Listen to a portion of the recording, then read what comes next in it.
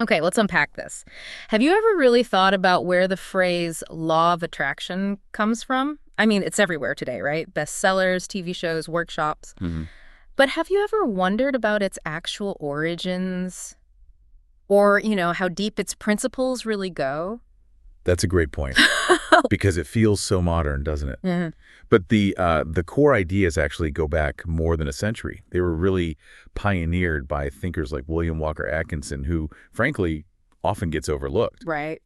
So today we're doing a deep dive into his foundational work, specifically his book, The Law of Attraction.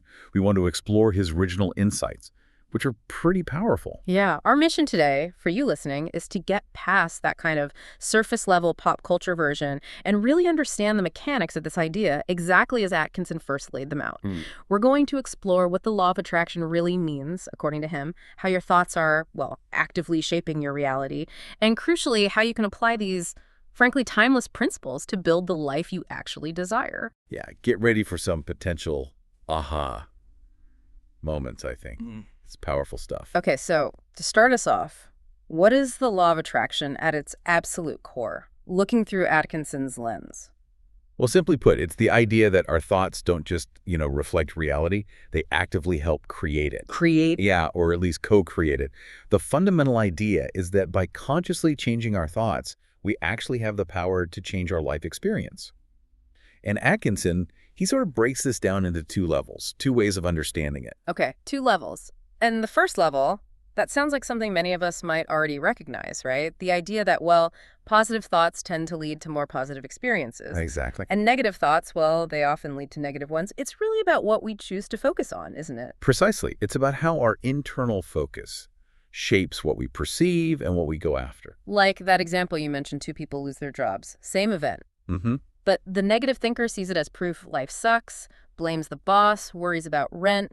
You know the drill. Yeah, spirals down. But the positive thinker, they might see it as a fresh start, a sign to try something new, maybe a lesson learned. Right. And the fascinating thing is both perspectives can feel completely true to the person experiencing them. It really shows how our outlook influences what we even see as possible. So this first level, it's not just about, thinking happy thoughts. It's about how your internal frame literally changes what you perceive and pursue day to day. It's kind of the starting point for seeing this law in action in your life. Right. But this raises a really important question. If it's just common sense, why bother calling it a law? Why build this whole philosophy around it? Good question. And the answer, according to Atkinson, lies in that second level, the really deep spiritual and philosophical foundation. This comes from a movement called New Thought, and that takes us way beyond just simple optimism. Okay, this is where it starts to get really interesting, I think. So, late 19th, early 20th century, this philosophy called New Thought starts gaining steam. It grew out of things like transcendentalism. Exactly. And it wasn't just abstract ideas. These early teachers, they started setting up actual organizations, churches even, like Unity or the Centers for Spiritual Living. Right. And it's interesting, this movement, it was apparently quite influenced by women, and it got involved in big social issues too, abolition, child labor. Yeah, it had a very practical, real-world side right from the start. It wasn't just navel-gazing. So what was the core idea then? Well, a key tenet for New Thought, and really central for Atkinson, is this concept of the one mind, or sometimes called the absolute. The one mind. It basically challenges that traditional idea of duality, Mm-hmm. God versus Satan, good versus evil, all that. New Thought says, no, there's just one single creative power. They created everything, all life. So our ideas of good and evil are, what, just our own inventions? In this view, yes. They're human constructs. Yeah. There's just this one source. Power, call it God, life, spirit, the universe, whatever term works for you. And it's the source of everything, including us. Okay. And if we're created by this power, what does that mean for us? It means, according to New Thought, that we're inherently connected to it. We're part of it. And here's the kicker. The creative process of this universal power isn't somewhere out there. It's available to us right now through our thoughts. Wow. So that's why they say thoughts are things. They literally mean thoughts have creative power. That's exactly it. The whole idea is to consciously use your mind, your thoughts, to improve your life, whether you're seeking love, peace, joy, or abundance in terms of money, ideas, creativity, whatever it is. Philosophy claims we're all divine heirs to this infinite power. Divine heirs. I like that. So if people want to dig deeper into this new thought background. Yeah, Atkinson's modern editor actually suggests a couple of classics. There's The Science of Mind by Ernest Holmes, or The Game of Life and How to Play It by Florence Scovel Shinn. Good starting points. Yay! And it was right in the middle of all these early New Thought teachings, this whole environment buzzing with ideas about mental power and universal connection, that the specific phrase, the law of attraction, actually started appearing in print. Ah, so it wasn't just Atkinson then. No. Figures like Prentice Mulford, Ralph Waldo Trine, they were using it too. It was definitely in the air at the time, part of the zeitgeist. Okay, so let's talk about Atkinson himself. Who was he, and why is he so important here? Because like you said, his name isn't exactly a household name today, is it? No, definitely not as much as it should be. He's really an unsung pioneer in this field. Atkinson was born back in 1862 in Baltimore. He actually started out as a lawyer. A lawyer. Interesting. Yeah, but then he went through this really severe breakdown, physical, emotional, financial, the whole package. And it was actually finding New Thought philosophy that helped him heal and, well, completely turn his life around. So he lived it himself. Absolutely. He studied with some big names in the movement like Helen Wilmans and Emma Curtis Hopkins over in Chicago, which was a real hotspot for New Thought back then. And then came the book. Exactly. The key moment for our discussion is 1906.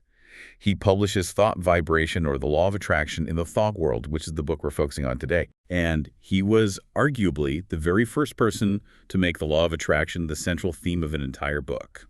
He was also incredibly prolific, wrote over 100 books. 100? Wow. Yeah, under his own name, but also using various pseudonyms, like Swami Ramacharaka for Eastern philosophy, Theron Q. Dumont for self-help stuff, and maybe most famously, he was one of the 3 initiates who wrote the huge spiritual bestseller, The Kybalion. No way. The Kybalion. I had no idea he was involved in that. Yeah, his influence was really far-reaching, even if often uncredited. What was he like, though? His style? Well, he wasn't presenting himself as some kind of guru on a mountaintop. He was more of a straight-talking mentor, wanted to tell it like it is, but in an encouraging way. His writings described as like sparkling, intimate, teeming with thought, force, energy, fire. Sounds intense. It is, but it's also deliberately simple. He avoided academic jargon. He wanted to speak like a friend to you, the reader, and use a lot of repetition. Repetition, why? To make sure the ideas really sink in.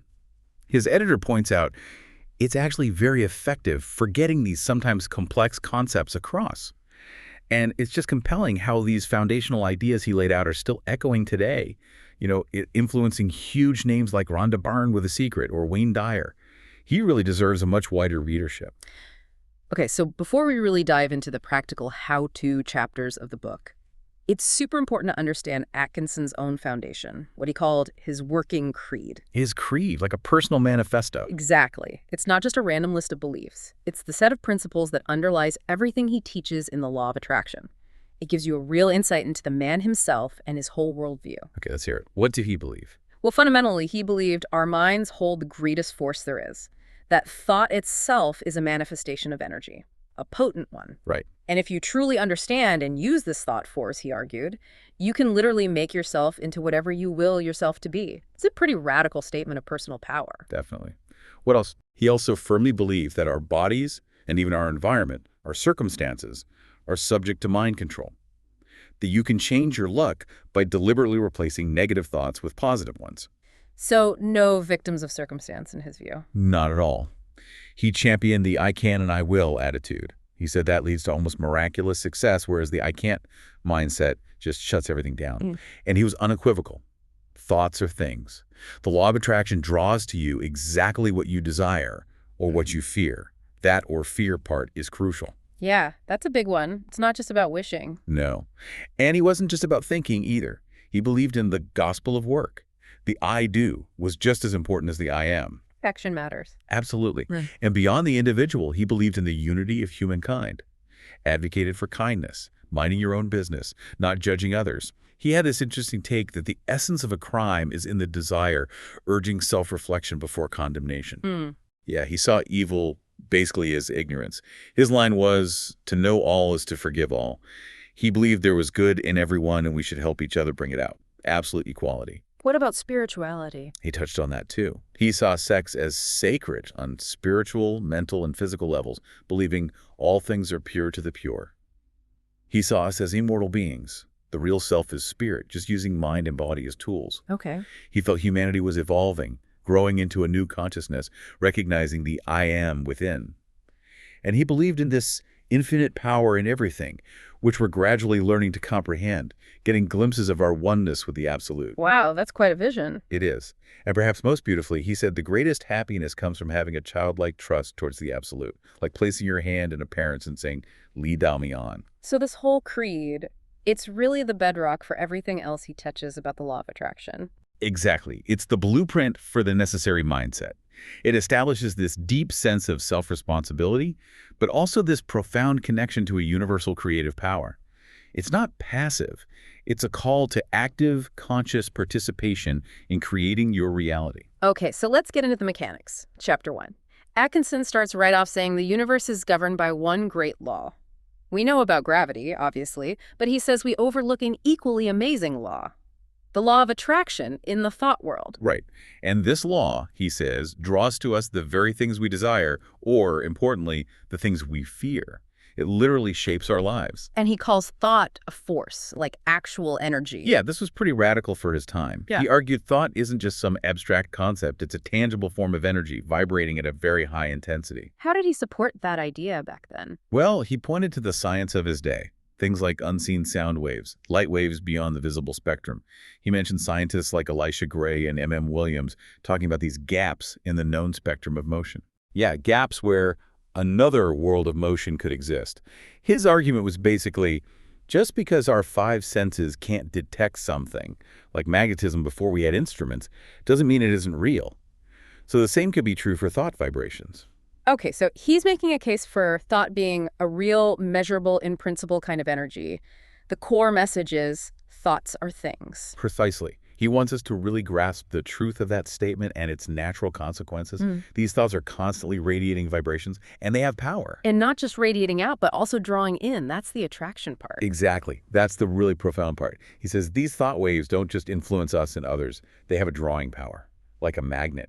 They attract thoughts from other minds, yes, but also actual circumstances, people, even what we perceive as luck. And it all aligns with whatever thought is dominant in our mind. That's the idea. It's a pure like attracts like principle. Thoughts of love attract loving experiences in people. Thoughts of anger attract anger, conflict. As you sow, so shall you reap. It makes sense when you think about it. Someone consumed by love tends to see love everywhere. Someone focused on hate finds reasons to hate, finds hateful people. Right.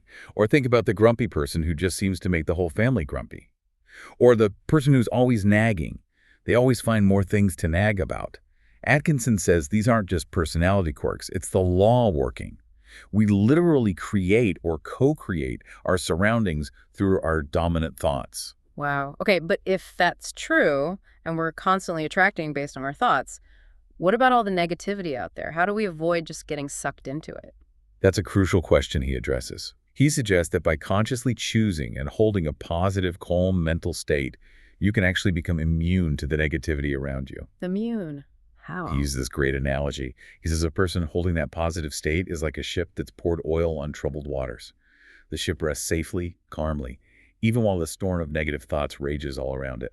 It doesn't get pulled under. Ah, I see. So it's about maintaining your own inner state, your own vibration, regardless of the external weather, like mental resilience. Exactly. What we might call vibrational alignment today. It gives us agency. We don't have to be victims of chaotic thought storms swirling around us. Okay, so thoughts are vibrations. They attract. How do they actually move? How do they spread out and interact in the world? What's this ripple effect? Well, think about dropping a stone into a pond. You get ripples spreading out, right? Yeah. Atkinson says thought does something similar. It produces waves that radiate outwards. But there's a key difference. Water waves move mostly on a flat plane. Thought waves, he argues, move out in all directions from their center, more like rays from the sun. Okay, spreading out everywhere. Yeah? He describes us as being immersed in this great sea of mind, almost like the air we breathe. These waves travel through what he calls a vast mental ether, and their intensity naturally lessens with distance as they interact with this larger body of mind. And these waves, Yeah. they can actually reproduce themselves. That sounds wild. It does, but think about his analogy.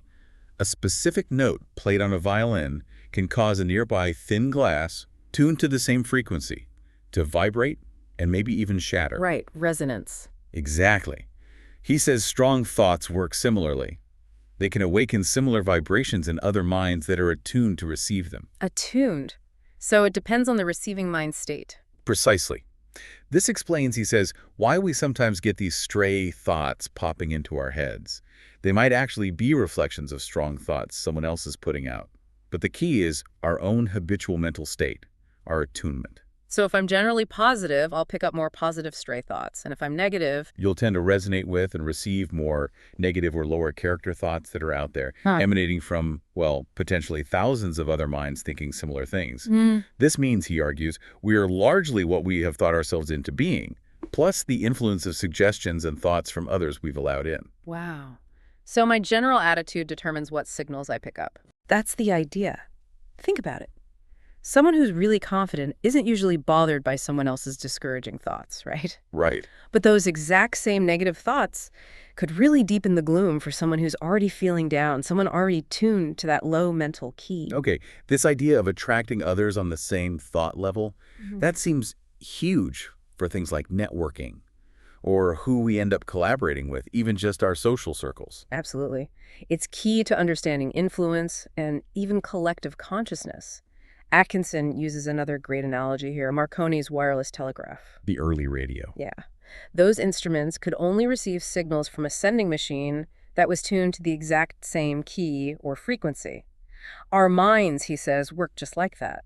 If you're feeling discouraged, you've likely lowered your vibration and you start picking up all the depressing thoughts broadcast by others on that frequency. But if I'm enthusiastic? Then you're tuned higher. You start catching all the courageous, energetic, positive thoughts flying around on that wavelength. Okay, but if we're constantly being bombarded by these thought waves, how do we manage it? Do we have any control? Yes, absolutely. Atkinson is very clear on this. You possess the power to consciously raise the vibration of your mind whenever you choose, just as you can also let it drop through carelessness or negativity. Okay.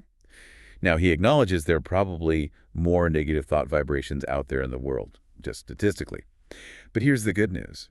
He says a positive thought is infinitely more powerful than a negative one. Quality over quantity. Exactly. And that's one reason why things like affirmations or autosuggestions can be so effective. They're not just wishful thinking. They help you establish new mental attitudes, they help build character, and crucially, they raise your vibration so you start benefiting from all the positive thought waves already out there. And this ties into developing the will. Yes. He talks about developing the will like strengthening a muscle. It takes practice. His aim is to train you, the reader, in how to use thought and will deliberately, so you can choose to strike a positive mental key whenever you want, instead of just reacting automatically. So it's not about being hyper-positive 24/7. No, not necessarily about maintaining constant high tension. It's more about having a comfortable, positive baseline attitude and developing the ability to consciously spring back to that positive state when challenges arise or negativity tries to pull you down. Both active periods, giving out energy, and receptive periods, taking in energy, are important. Okay, this idea of the mind as an instrument is really taking shape. How does Atkinson see it working internally? He mentions having one mind, but with different faculties, each having two functions. That's right. He talks about two fundamental modes of operation within our mind. He calls them active effort and passive effort. Active and passive. Okay. Your active effort is your conscious, deliberate, in-the-moment thinking and decision-making. It's always newborn, as he puts it. It's creating, choosing, changing things right now. My conscious mind, basically. Essentially, yes. Yeah. And then there's the passive effort. This is your automatic mind, your subconscious. It operates based on memory, past actions, habits, suggestions you've accepted. Yeah. It follows the beaten paths, obeys orders it's been given, runs the programs. So habits live in the passive mind. Exactly. An active effort, something you consciously choose to do repeatedly, eventually gains momentum and becomes passive, automatic. That's the force of habit right there. But can we change those habits once they're automatic? Yes. And this is really empowering. Atkinson stresses that even deeply ingrained passive patterns, thoughts or actions that feel automatic, can be interrupted, corrected, or completely replaced by a new active conscious effort.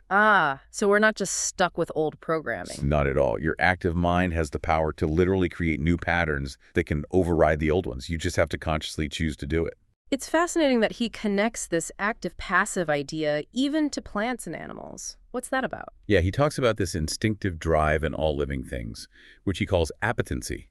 He sees it as a kind of passive mental impulse. It's the organism automatically seeking what it needs to survive and thrive, like a plant turning towards the sun or finding water. He believed this impulse is also aided by an uplifting attraction exerted by the absolute, a sort of universal pull towards growth and fulfillment. And humans have this too, but also the active part. Exactly.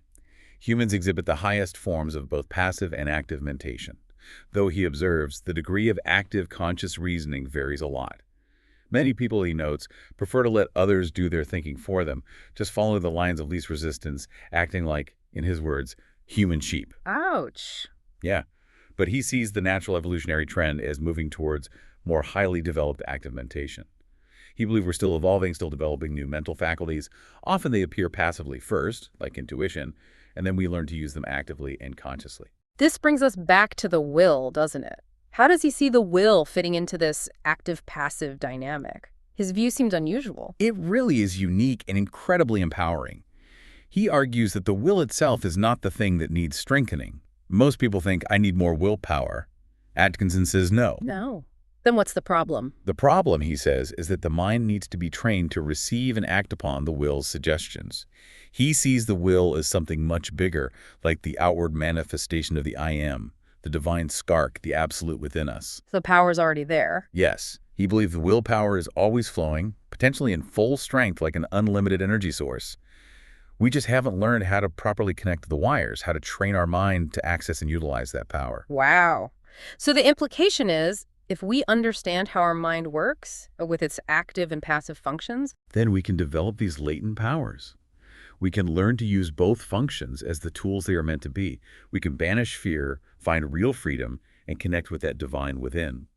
We become essentially the masters of our own mental kingdom, not just subjects ruled by habit or impulse. Okay, so we know we can actively train our minds. Atkinson says we're mind-building every hour of our lives, either consciously or unconsciously. So how do we become conscious builders? How do we consciously create our inner world, our mentality? It starts, he says, by asserting the I, your true, conscious, real self. This I needs to take its rightful place as the sovereign ruler over all the subordinate mental faculties, especially that automatic, passive, subconscious part of the mind. The sovereign, I like that. And the will is its tool. Exactly. Will is the instrument the I uses to direct the mind. And here's a key connection. When you successfully conquer what he calls the lower self, all those automatic negative reactions, habits, fears, and truly assert the I, you actually connect more closely with the universal will. You start to partake of its immense power. But many people struggle with this, right? They try to manifest things but still feel controlled by moods or addictions. Precisely. Atkinson points out the illogic there. You can't remain passive, letting the subconscious run the show with old fears and doubts, and simultaneously expect to effectively use the power of the will to create positive change. The I has to take charge first. This idea of self-mastery, it's really radical. He's basically saying our emotions, our moods, they aren't us. They're more like subjects in our kingdom. That's a great way to put it. He empowers you to be the sovereign, not the captive. You could literally give orders. He says you can order fear to go to the rear, jealousy to leave your presence, hate to depart, anger to hide itself, worry to cease, uncontrolled desires to bow in submission. Wow, ordering your emotions around. Yeah, and you can choose your inner counsel, surrounding yourself with courage, love, self-control. So the first battle, as he calls it, is this internal one, the conquest of the lesser self by the real self. You have to establish the right internal conditions before you can reliably attract or achieve what you want externally. Okay, that makes sense, but how? How do we practically do this? What are the steps? He gives very clear guidance. First, there's an affirmation. I am asserting the mastery of my real self. I am asserting mastery of my real self. Okay. You need to repeat this earnestly, positively. Throughout the day, he suggests, maybe hourly and definitely when you feel tempted by those old negative patterns, that lesser self, and repeat it before sleep. But, and this is crucial, he warns, do not merely repeat them parrot-like. Right, you have to mean it, feel it. Exactly. You have to back up the words with the thought and feelings inspiring them. He also suggests forming a mental image of your real self, firmly in control, directing your subconscious mind. Okay, affirmation and mental image. Is there an exercise too? Yes. The exercise is really about consistent conscious choice. Stay focused on thoughts and actions that align with the mastery you desire. So when anger tempts you, consciously choose the response you want to have. When fear arises, actively draw on the courage of your real self. If jealousy pops up, laugh at it, dismiss it. It's about cutting loose from those reactive thoughts and deliberately choosing your state. It takes work, he admits, consistent effort, but it promises a fundamental transformation. You become the leader of your own inner life. Hashtag tag 3.2, Unlocking the Secret of Willpower, Chapter 5. Okay, let's talk more about willpower. We hear it all the time. If only I had a stronger will. But Atkinson's take, as you mentioned, is really different. He challenges that whole idea that some people just have strong wills and others don't. Yeah, it's quite unique. While psychologists generally agree the will exists and is powerful, Atkinson had this, as he called it, odd theory.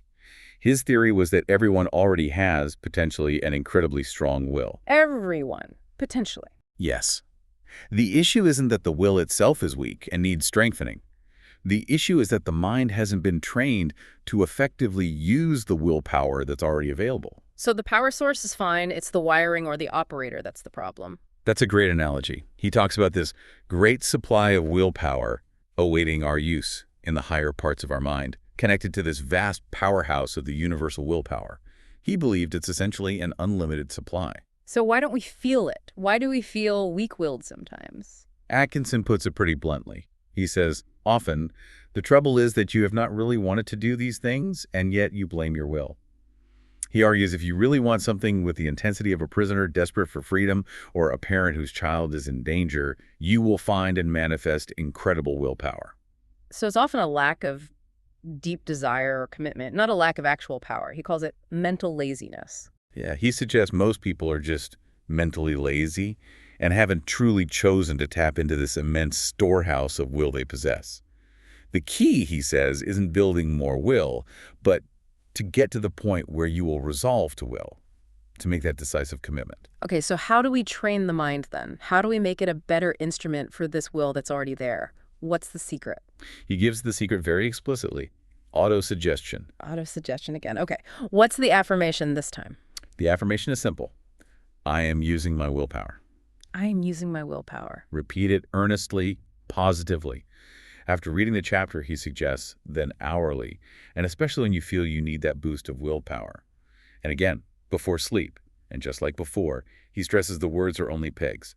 The real power is in the thought behind them, backed up by confident expectation and feeling. Got it. Is there an exercise for this one too? Yes, and it's a classic. For the exercise, he advises performing at least one task you find disagreeable, but do it cheerfully every single day for a month. Do something unpleasant cheerfully. Why?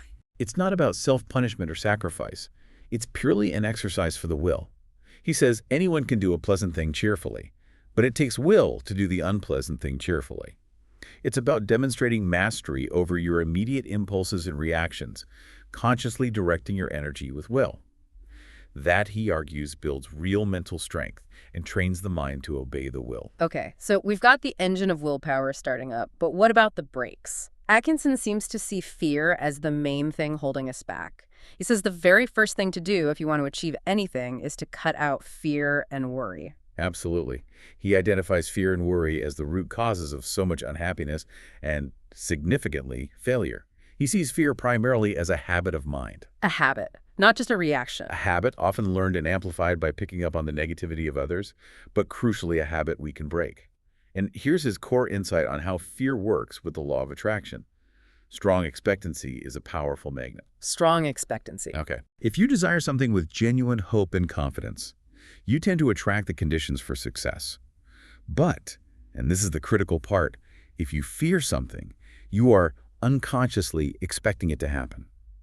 And the law of attraction, being impartial, will work with that expectation, with that fear. Wow, so the law just responds to our dominant vibration, whether it's desire or fear. It doesn't judge. Exactly, it's impartial. As Atkinson puts it, the law works both ways. Right. It will work with what you give it. Give it fear, it works with fear. Give it confidence, positivity, it works with that. Okay, that's a bit terrifying, but also empowering. So how do we get rid of fear then? Do we fight it? Tell ourselves, don't be afraid? No, he advises strongly against fighting it directly. He says that just gives it more energy, more focus. Instead, the key is to cultivate the opposite. Courage. Like letting in the light to get rid of darkness. Precisely his analogy. Don't focus on, I'm not afraid.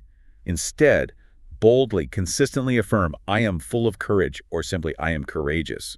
You need to hold the mental picture of yourself being courageous until that becomes your dominant mental attitude. And that phrase he loves, I can and I will. That's central here. He says adopting that mindset makes you a mighty magnet, actively attracting everything needed for success. He dismisses luck as just a reflection of this underlying mental attitude. People stuck in I can't or I'm afraid, they're literally limiting their own powers and attracting negativity. His call to action is so clear and powerful.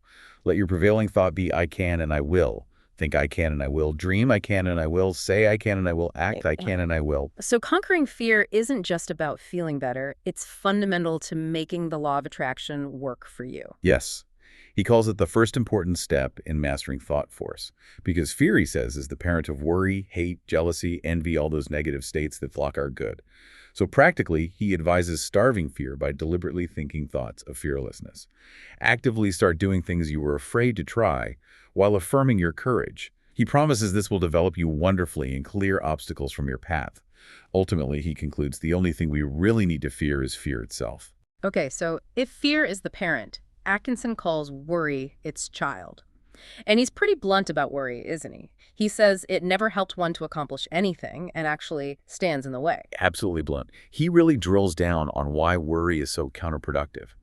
He argues that the true engine for action, for getting things done, is desire and interest, not worry. Desire and interest, Yeah. not worry. But doesn't worry sometimes motivate people? He argues it's a false negative motivation. Worry, he says, is inherently negative and death-producing. It drains your energy, clouds your judgment, paralyzes you. Desire and ambition, on the other hand, are positive, life-producing.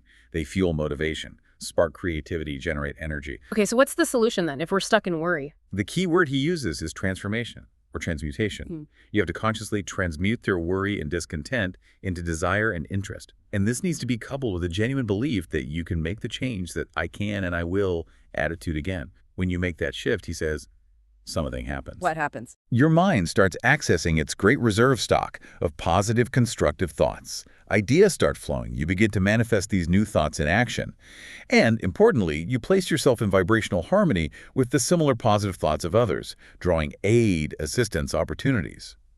This law of attraction, he insists again, isn't some metaphysical absurdity. It's a great live working principle of nature. So for achieving our goals, this means what? Just wanting it isn't enough. It needs to be strong. He's very clear. To succeed, you must want it very much. Weak, fleeting desires attract very little. Strong, sustained desires set much greater forces into motion.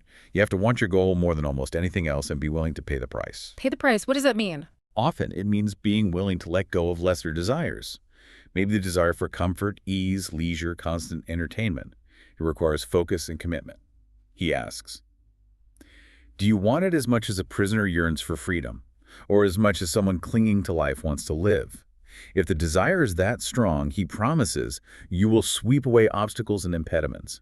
It's that potent combination again: desire, confidence, and will.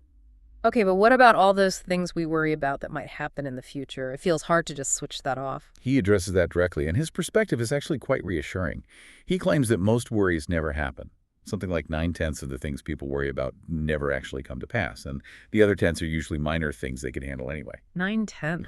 That's a lot. It is. And worse, he warns, worrying about future troubles actually acts like an invitation for them, because the law is responding to your dominant thought of fearful expectation. Plus, worry just drains your mental and vital energy.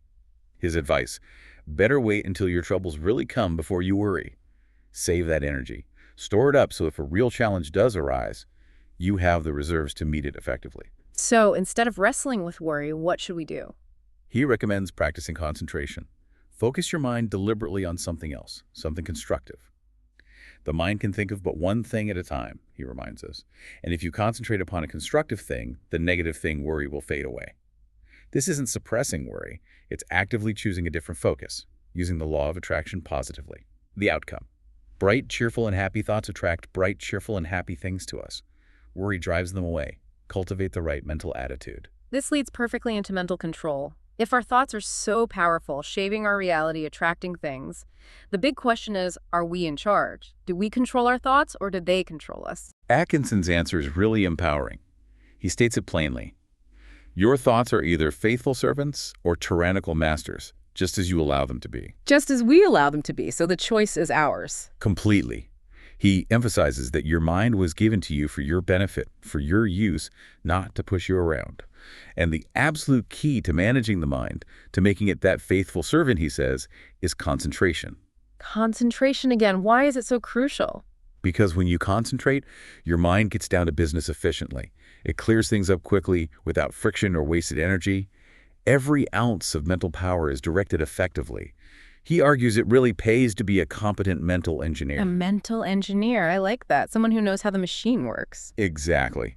And a good engineer doesn't just know how to start the engine. They also know when and how to stop it. He finds it absurd that people lie awake at night, minds racing, fretting over problems they can't solve then and there. He insists it's just as easy to slow down the mind as it is to slow down an engine. We just need to learn how. Okay, so how? If a worry thought or any unwanted thought keeps popping up, what's Atkinson's practical trick for dismissing it? How do we slow down the engine? His advice is based on redirection, not resistance. Don't try to fight the thought head on because, as we discussed, that just gives it energy. Instead, he says, the best way to move your mind from worry is to think of something else, as far different from the obtruding thought as possible. Something completely different. Yes. Fix your attention firmly on this new, different subject. Keep your attention there deliberately. His reasoning is simple. There is only room for one thing at a time in the focus of attention. So put all your attention upon one thought, and the others will sneak off. It takes a bit of practice, he admits, but with that practice, you can become the master of your mental focus, directing your attention where you choose. Okay, so we're learning to control negative thoughts, focus the mind. But Atkinson seems to want more for us than just neutrality. He has this passage where he says, many of you have been going along as if you were dead, no ambition, no energy, no vitality, no interest, no life. That's quite an indictment. He says, this will never do. It's a powerful call to action, isn't it? It really challenges us to ask, are we just passively existing, or are we truly, vibrantly living? He urges us to stop letting worries, big or small, suppress our natural vitality. We need to consciously let life flow through us and allow it to express itself naturally. So how do we do that? How do we assert this life force he talks about? He says we need to inject it into everything we do. Assert the life force within you, in every thought, act, and deed. He promises if you do this consistently, before long, you'll feel genuinely exhilarated, full of energy you didn't know you had. So it's about engagement, putting energy into things. Exactly. Put real energy and, crucially, interest into your work, into your pleasures, even into taking care of yourself. He warns that half-hearted efforts only ever yield half-hearted results. He urges us to wake up, find interest in the ordinary things around us. He points out there are fascinating things happening constantly, but we won't notice them if we're walking around half asleep. He says, no one ever amounted to anything unless they put life and interest and curiosity into the tasks of everyday life. That's quite a statement. It is. He even suggests looking into people's eyes and noticing how few seem truly alive, how many lack that spark of conscious life and engagement. So what's the practical step here? How can you, listening right now, start cultivating this conscious, vibrant life force? He gives a very specific affirmation and exercise. The affirmation is simple. I am alive. I am alive. He wants you to fix this thought firmly in your mind. Repeat it constantly when you wake up, before sleep, during meals, maybe hourly throughout the day. And importantly, form a mental picture of yourself absolutely filled with life and energy. Visualize it. Okay, affirm and visualize. Is there more? Yes, he adds a breathing practice. If you're feeling down or sluggish, first say, I am alive. Then, take several deep breaths, consciously imagining you are breathing in strength in life and breathing out all the old, negative, dead conditions. Then follow up with a really vigorous, heartfelt, I am alive, and mean it, feel it. And finally, action. Always action with Atkinson. Let your thoughts take form in action. Prove you're alive by doing things with interest and energy, rather than just mooning about or passively daydreaming. Get down to business and actually live. This focus on action leads nicely into habits. Atkinson quotes the famous psychologist William James here, saying, the great thing in all education is to make our nervous system our ally instead of our enemy. That sounds very relevant to building a better life. Absolutely. This chapter is all about understanding and consciously training our subconscious, which Atkinson refers to as the habit mind. The goal is to make useful actions and positive responses automatic so they become our allies, our second nature. So how do we install these good habits? Or break old, unhelpful ones? He echoes Professor James's advice. First, when starting a new habit or breaking an old one, you need to launch ourselves with as strong and decided initiative as possible. Really commit up front. But here's the absolute crucial part, the non-negotiable rule. Never suffer an exception to occur until the new habit is securely rooted in your life. No exceptions, not even just this once. Especially not just this once. Atkinson warns that the just once excuse destroys more good resolutions than anything else. He says each time you yield, even just once, it's like driving a wedge into your resolve, making the next time harder. But the opposite is also true. Resisting temptation strengthens the new habit. Exactly. Every time you resist the old pull and stick to the new action, you're adding to the strength of your original resolution. You're reinforcing it, making the new pathway stronger. So what does this mean for you in daily practice? How do you apply this? Well, first, be vigilant about guarding against undesirable habits starting in the first place. He compares them to weeds easier to pull when small. Don't fall into the trap of thinking, oh, there's no harm in doing this just once. The harm, he says, isn't necessarily in the single act, but in setting up the habit, weakening your resolve. Okay, be watchful. What else? He gives a simple but powerful rule for decision-making. When you're faced with two options, consciously choose the one you would like to become, your default habit. Choose the action that aligns with the person you want to be. That's smart, choosing based on desired habit, not just immediate ease or impulse. Precisely. He uses another great analogy here. The mind is like a piece of paper. Once you fold it, it tends to want to fold along the same crease again. Those creases are your habits. Every time you perform an action, you're either reinforcing an old crease or making a new one. The goal is to consciously, deliberately make our mental creases in the right direction. Now, habits of action are one thing, but what about emotions?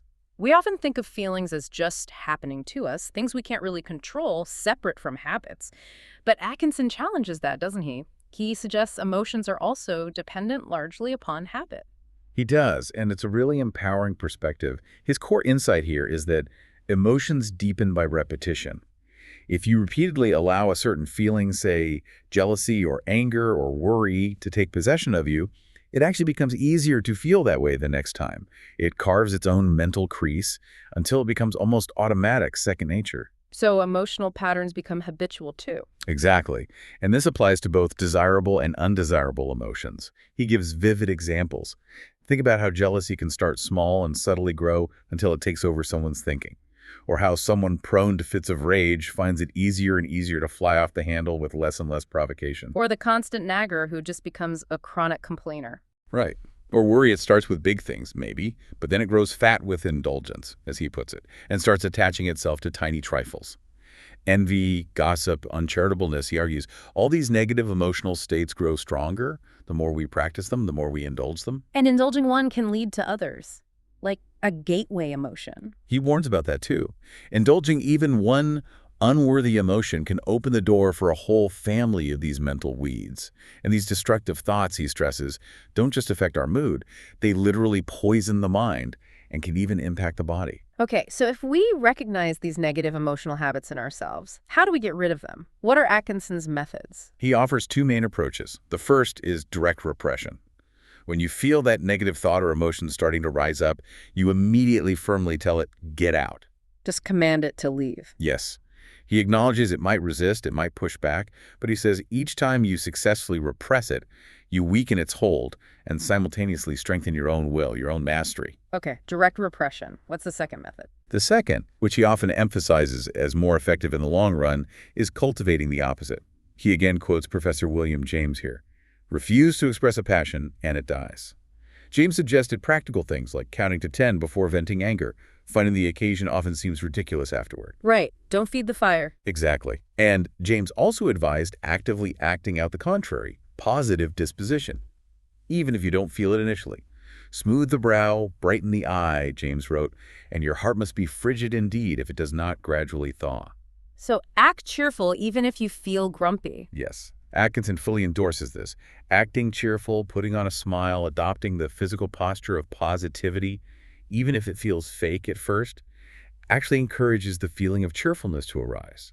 It creates this powerful feedback loop between your actions and your internal emotional state. Okay, this idea of cultivating the opposite feeling is really interesting. It sounds almost like rewiring your brain, which is a concept we hear a lot about today with neuroplasticity. Yeah. But Atkinson was talking about this over a century ago. He really was ahead of his time.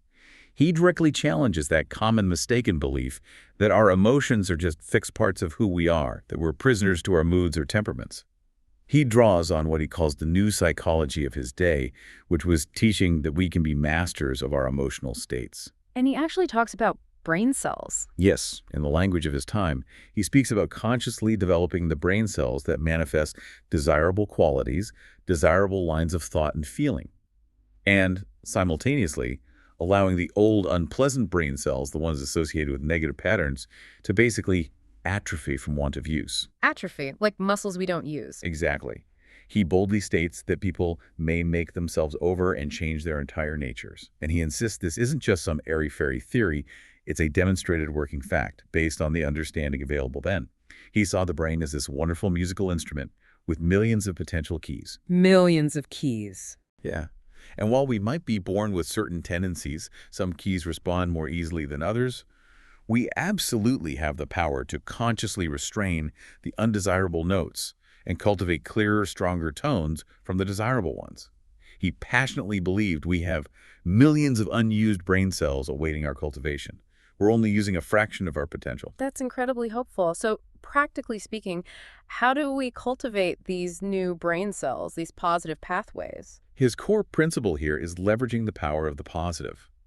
Desirable thoughts, he argues, are inherently positive and have a much greater impact, a stronger vibration, than negative ones. A single positive thought can counteract multiple negative ones. Therefore, actively cultivating positive thoughts is the best and most efficient way to overcome the undesirable ones. So focus on growing the good stuff rather than just fighting the bad. Precisely. He uses a garden analogy. The positive thought is the stronger, more desirable plant.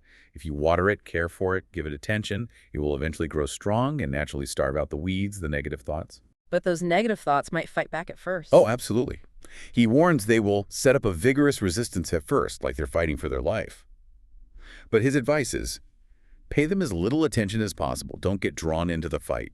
Instead, keep your focus firmly on watering, caring for, and attending to the new and beautiful plants in the garden of the mind. Can you give some examples? Sure. He says, if you're prone to anger or hate, consciously cultivate love. Think kind thoughts, perform kind actions, focus on compassion. If you're prone to the blues or pessimism, deliberately cultivate a smile. Practice optimism. Look for the good. Make bright, cheerful, and happy your watchword, your mental mantra. And this connects back to that feedback loop between thought and action. Yes, it's crucial. He reiterates the action-thought feedback loop. Thoughts take form in action, and in turn, actions influence thought. It works both ways. So while holding the thought, the positive affirmation or mental image is essential, you must also act out that thought consistently until it becomes your new ingrained habit. So fake it till you make it actually has a basis in this. In a way, yes. Acting out the cheerful thought, even if you don't feel it initially, will, through this feedback mechanism, actually help you feel cheerful. So if you want a new positive habit, first, cultivate the mental attitude that supports it. Then act out the corresponding actions, cheerfully, taking interest, taking pride in them. And the same applies in reverse. To get rid of an undesirable trait, cultivate its opposite and actively act that opposite out. Okay, we've talked a lot about clearing out the negative fear, worry, bad habits, negative emotions, and cultivating the positive. Now, Atkinson shifts focus to another absolutely crucial element for success: desire force. And specifically, he warns against mental leaks. What does he mean by that? It's not about keeping secrets, is it? No, not about secrecy in the usual sense. It's about maintaining intense, focused mental energy on your primary goal. His advice here is incredibly strong, almost startling.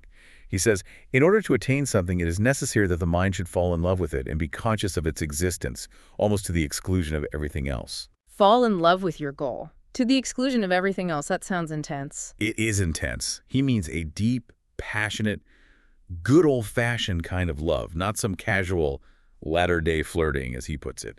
Your desired goal needs to become your ruling passion.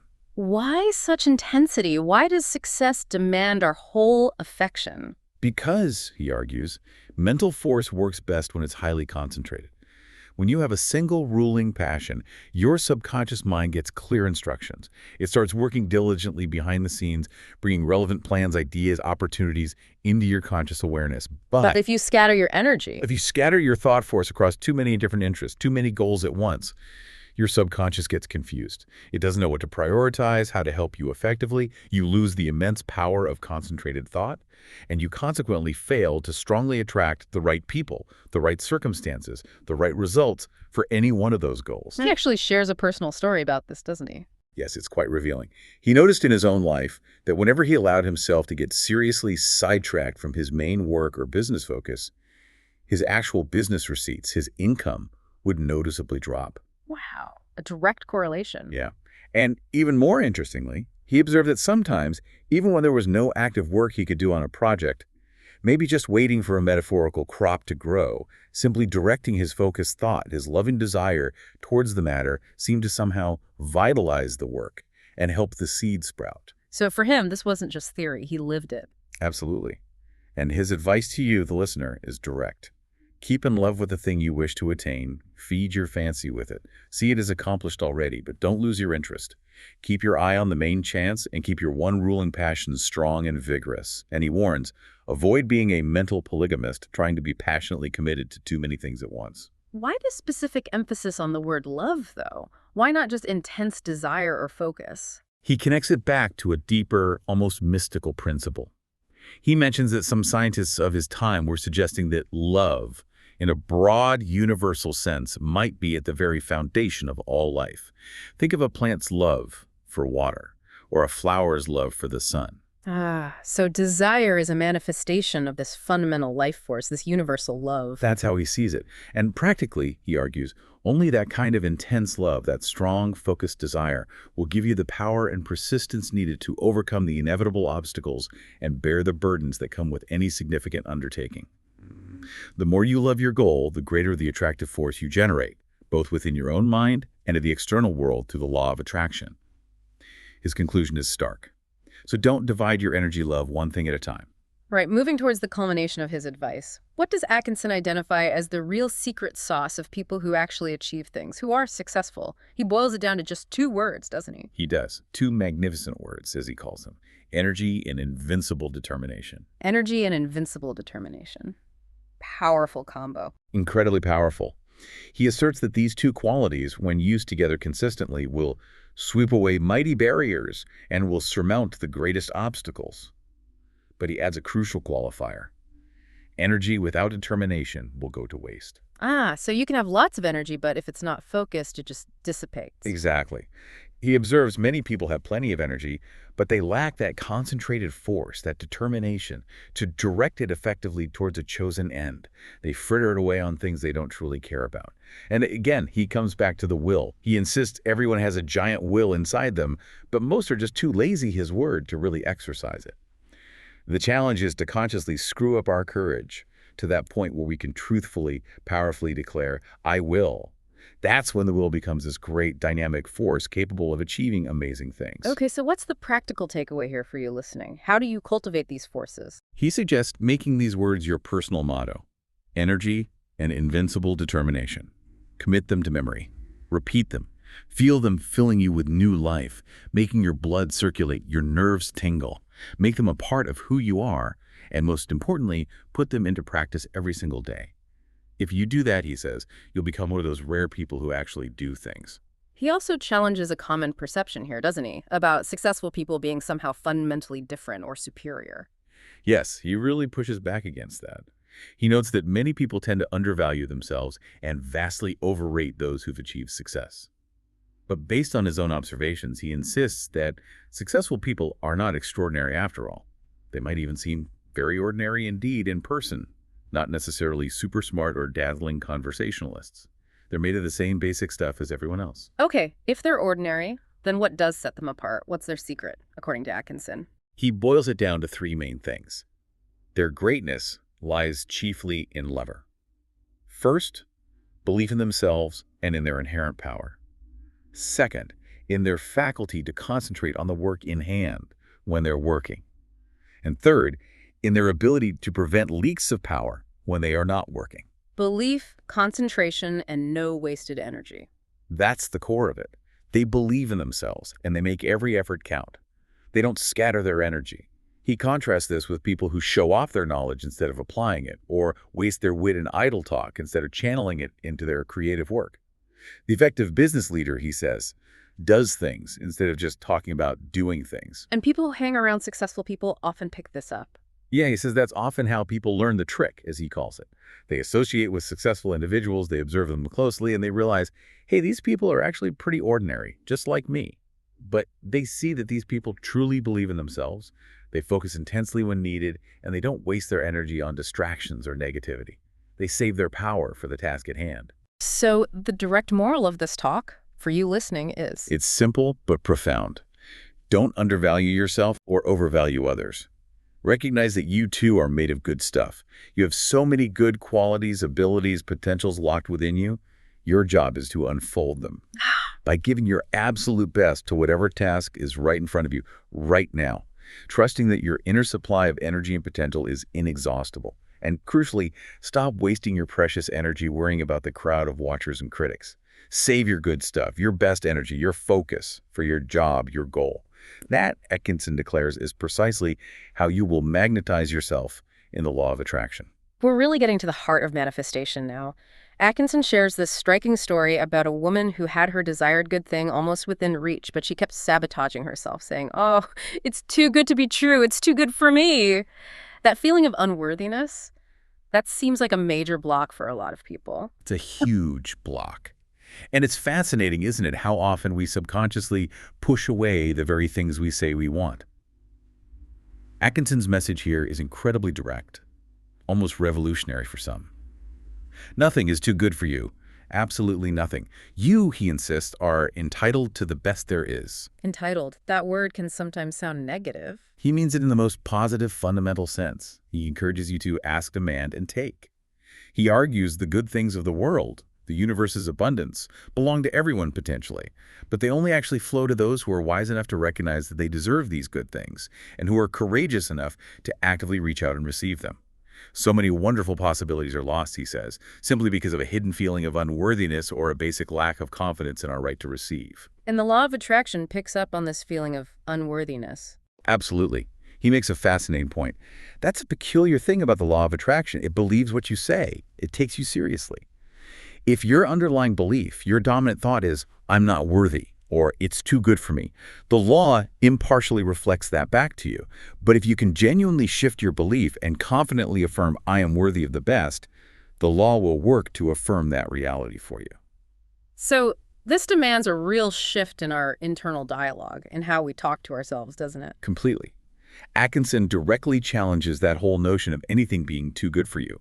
He asks you to consider your true identity. You are a manifestation of the whole thing, the absolute. Yeah. You are a child of the infinite and are heir to it all. From that perspective, whatever good you desire isn't something extravagant you have to beg for. You are simply demanding your own inheritance. Demanding your own. That changes everything. So the key elements for attainment are... He summarizes them again. Strong desire, confident expectation, courage in action, these things bring to you your own. But any lingering, sneaking bit of doubt about your fundamental worthiness acts like resistance, like friction in the system. When you can truly grasp, deep down, that the best belongs to you as a divine heir, and crucially, that there is enough for everyone, so you're not taking from others, then the friction is removed and the barrier broken down, and the law proceeds to do its work. This connects to his view on humility, right? He wasn't a fan of the traditional meek and lowly idea. No, not at all. He found that kind of groveling, false humility completely absurd. True strength, he argued, is inherently calm, self-contained, knowing its own power and connection. We are heir of the universe, he insists. We should act like it, not like beggars. So what attitude should we cultivate? He advises adopting the mindset of young children. Think about it. Children instinctively recognize that nothing is too good for them. They want to touch everything, play with everything, explore everything. They feel deep down that it's all theirs by right. And that, Atkinson says, is the very condition of mind needed to enter the kingdom of heaven, that open, trusting, deserving state. He calls the things we desire playthings. Yes, the playthings of the kindergarten of the infinite. His advice is, enjoy them, use them, learn from them, play heartily with life. But, and this is a crucial distinction, do not allow yourself to become unduly attached to things. They are for your use and pleasure but are not a part of you. Don't confuse the toys with your true self. This leads to his distinction between a leader of circumstances and a follower of circumstances. How does that work? It's a brilliant summary. The follower, he says, is the one who mistakenly thinks the toys, the external things, are the ultimate reality. They feel unworthy, so they don't ask for much, maybe get a few broken toys, become desperately attached to them, constantly fear losing them, and ultimately miss out on most of the fun and learning life offers. And the leader. The leader understands the game. They know that all the toys, all the resources and experiences are theirs for the asking, part of their inheritance. They confidently demand what they need for their growth and play. They play well, learn the lessons the toys are meant to teach, but they don't get overly attached. They're perfectly willing to lay them aside when the time comes to pass into the next class, the next stage of life or growth. They face the future, the great unknown, with confidence and courage, unafraid, because they trust the process, they hear the voice of the teacher guiding them onward. Okay, the final chapter. Atkinson really brings it home here, cutting through any remaining ideas about luck or fate. He tells a story about a man totally convinced that ill luck relentlessly pursued him, believing everything he touched just went wrong, and always would. That feeling of being cursed by bad luck, I think many people can relate to that at times. Oh, absolutely. But Atkinson uses this man's story to make his final, powerful point. He says this man, by his own admission, was actually providing a most convincing argument in favor of the law of attraction, not against it. How so? Because he expected failure. Precisely. He expected things to go wrong. He'd constantly affirmed that belief through his thoughts and words. And so naturally, according to the law, things did go wrong for him. The law was simply reflecting his dominant belief. So it's not just about wishing. Belief itself is a powerful, attracting force. Immensely powerful. Atkinson states, a strong belief is as effective as a strong wish. Think about the successful person. They hold an underlying belief in their ultimate success. Even when they face temporary setbacks, they press on eagerly. But the person who carries a steady belief that they will fail, they invariably do fail. Why? Because, Atkinson argues, everything they do, every action, every thought, every word becomes tainted, infused with that expectation of failure. It poisons the well, shuts off opportunities. Exactly. That mindset of failure, of discouragement, is constantly auto-suggesting failure to themselves. It literally shuts off the flow of bright ideas, creative solutions, and plans that could lead to success. As he says, discouragement is simply not fertile ground for success to grow in. So what's the final takeaway for you listening? How should you approach your life, your mental atmosphere? Atkinson's final message is a clarion call. Clear up your mental atmosphere. There is no such thing as chance. No luck, no fate, no randomness controlling your destiny. The law of attraction maintains everything and is everywhere. Everything that happens, he insists, happens according to the unerring operation of this law, plan, and purpose. Cause and effect are always at play. So we can't escape the law. No, you can't escape it any more than you can escape gravity. You can only choose how you interact with it. You can, through ignorance or negativity, constantly oppose the law's natural flow, creating friction, struggle, and unpleasant results. Or we can align with it. Yes, you can consciously choose to fall in alignment with the operations of the law. Get into its current, as it were, and life will seem a far different thing to you. You start working with the current, not against it. And he reminds us powerfully, you are today setting into motion thought currents, which will in time attract toward you thoughts, people, and conditions in harmony with the predominant note of your thought. What you are thinking and feeling now is creating your future. So how do we practically get into that positive current? How do we attract the best that is to be had? His final instruction is clear. Deliberately set your mind to the vibration of courage, confidence, and success. Consciously choose that positive frequency. Make an effort to get in touch with, to resonate with, the countless positive, successful thought waves already emanating from other positive minds around the world. Get into mental partnership with good minds, positive influences. Get into the right vibrations. And become the law in action. That's his final challenge. He asks directly, are you tired of being tossed about by using the operations of the law of attraction negatively? Most people are doing it unconsciously. If so, he urges, then instead get into harmony with it and see positive results. Become the law of attraction in action. It's a call to wake up, take conscious control, and deliberately use this fundamental universal principle to create the life you desire. Hashtag tag outro. Wow. Okay, so we've really taken a deep dive today into the origins, the mechanics, the philosophy behind the law of attraction, guided by William Walker Atkinson's original work from over a century ago. And it's clear, isn't it, your thoughts? They aren't just these fleeting, private things. They're powerful, real, vibratory forces that are literally shaping your reality, whether you're conscious of it or not. Absolutely. And what's so striking about Atkinson's work is how practical and comprehensive it is. He gives us such a rich toolkit. Understanding active versus passive mind, training habits, mastering emotions, essentially learning how to rewire our whole internal experience. It goes so much deeper than just think positive. Yeah, it's about conscious mind building, right? Asserting your I, your true self, actively using your will, cultivating that powerful I can and I will attitude, Yeah. and deliberately transmuting fear and worry into that focused, loving desire he talked about. And remembering that core belief, you are an heir to the universe. You're fundamentally entitled to the good things, the playthings you need for your growth and happiness. And understanding that true strength, true humility in his view, is calm, self-contained, knowing your connection, not putting yourself down. His core message just echoes through time, doesn't it? You are today setting into motion thought currents, which will in time attract toward you thoughts, people, and conditions in harmony with the predominant note of your thought. It puts the responsibility squarely back on us. It really does. The challenge for you listening is clear. Choose your predominant thought consciously. Choose wisely. Decide to become a leader of circumstances, actively shaping your experience, rather than remaining a passive follower. Embrace the reality that it's law, not chance, governing things, and then make the deliberate choice to align yourself with that law, to swim with the current. So as we wrap up, here's a final provocative thought for you to take away and mull over, straight from Atkinson's wisdom. If, as he suggests, the greatest happiness consists in maintaining toward the absolute, the attitude of the trusting child, what is one area in your life, just one to start, where you can choose to fully trust, confidently demand your good, and playfully engage, completely unburdened by fear or any lingering feelings of unworthiness? Starting right now, go manifest.